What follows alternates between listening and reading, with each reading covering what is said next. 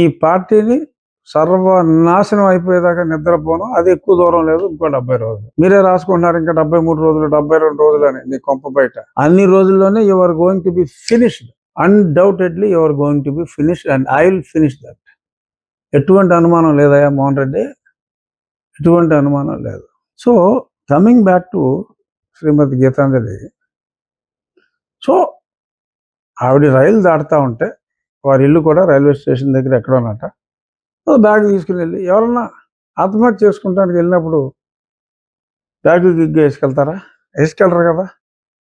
ఎక్కడికో పైన మీద వెళ్తున్నప్పుడే బ్యాగ్ వేసుకుంటారు. సో వెళ్తున్నారు.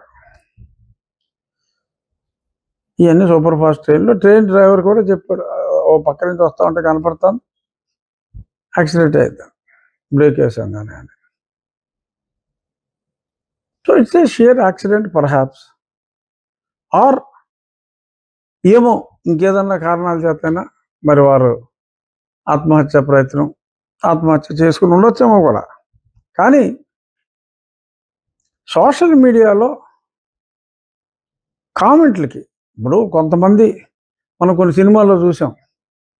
నాగార్జున గారిది ఏంటది, రాజుగారి గది 2, అందులో ఎవరో స్నానం చేస్తూ ఉంటే ఏ వీడియోలు పెడితే ఏదో సిగ్గుపడిపోయి ఎవరో ఒక ఈ సినిమాలో హీరోయిన్ ఆత్మహత్య చేసుకుని సమంత దెయ్యమైపోతుంది.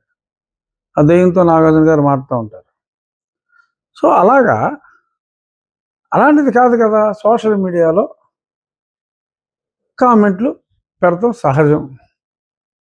ఇప్పుడు నేను ఇది మారుతూ ఉంటా కూడా నా మీద ఈ పేటీఎం నా కొడుకులు బోలు పెడతా ఉంటారు. ఆత్మహత్య చేసుకుంటానా? లేదుగా. అలాగా ధైర్యంగా ఉంటారు ఎవరన్నా. అదర్వైజ్ ఎంజాయ్ చేస్తారు. ఏముంది బొక్కాడు కామెంట్లు. నాకేమో నాది విగ్ అంటారు, నేనేమో జగన్మోహన్ రెడ్డి పొట్టాడా వీళ్ళు చేసుకుంటావు నువ్వు అని నేను అంటాను. అతను ఆత్మహత్య చేసుకుంటాడా? చేసుకోడుగా. హత్యలు చేసే ప్రయత్నం చేస్తాడు తప్ప. అలాగే నేను కూడా ఆత్మహత్య చేసుకుంటానా? ఓడించే ప్రయత్నం చేస్తా. సో దానికి మరి హ్యూమన్ రైట్స్ కమిషన్ వాళ్ళు ఆవిడ రెసిగ్నేషన్ యాక్సెప్ట్ చేయలేదా? ఇంకా ఆవిడ స్టేట్మెంట్లు హ్యూమన్ రైట్స్కి ఇస్తున్నారు మరి. సో హ్యూమన్ రైట్స్ కమిషన్ వాళ్ళు, పోలీసులు, ఎవరెవరు పెట్టారు ఈ మెసేజ్లు వారందరి మీద చర్యలు ఉంటాయి. ఈ ఆత్మహత్యకి వాళ్ళే కారణం అని ఒక రకమైన బెదిరింపులు. ఏంటి, ఇంకా సోషల్ మీడియాలో ఎవరి మీదన్నా ట్రోల్ చేస్తే అని ఇప్పుడు చంపేస్తారు వీళ్ళు. ఏంటి, వైసీపీ వాళ్ళు రైలు కింద కాకపోతే నెలల్లో తోసేస్తారు. తోసి చంపేసి, లేకపోతే వీళ్ళే ఒకరి మీద ట్రోల్ చేయించి అని ఖర్చు రాసి వీళ్ళ అకౌంట్లో జమ చేస్తారు. ఎందుకంటే నా ఎక్స్పీరియన్స్ గతంలో పార్లమెంట్లో ఒక పార్లమెంట్ సభ్యుడి చేత